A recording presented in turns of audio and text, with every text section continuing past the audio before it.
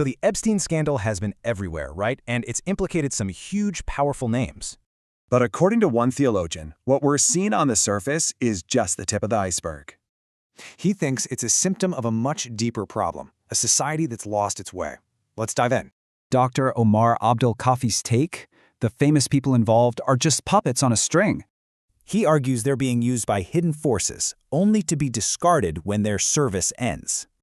Now, this isn't a new idea for him. For 40 years, he's been predicting this was coming.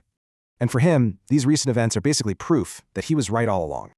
So what's the core diagnosis? That modern civilization has just completely lost its moral compass.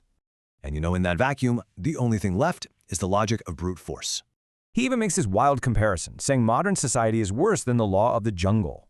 It's this unquenchable thirst for money, blood, and chaos, all while attacking religion. But you gotta ask, is this kind of inhumanity really just a modern problem? He points to a long, dark history of atrocities, arguing this isn't a new bug, it's a feature. So with that kind of history, things like human rights and world peace just feel like empty words. Okay, so what's the solution then? Well, he says the world can't fix itself. We need to look higher. In his view, real peace and security can only come from the ethics and principles of Islam.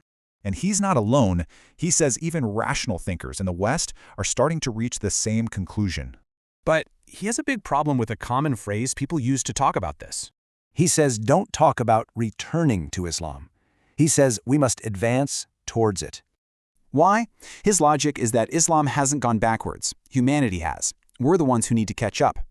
So the hope, he says, is with sincere Muslims who can really present Islam in a powerful way. He leaves us with one final powerful question. Does he who created not know?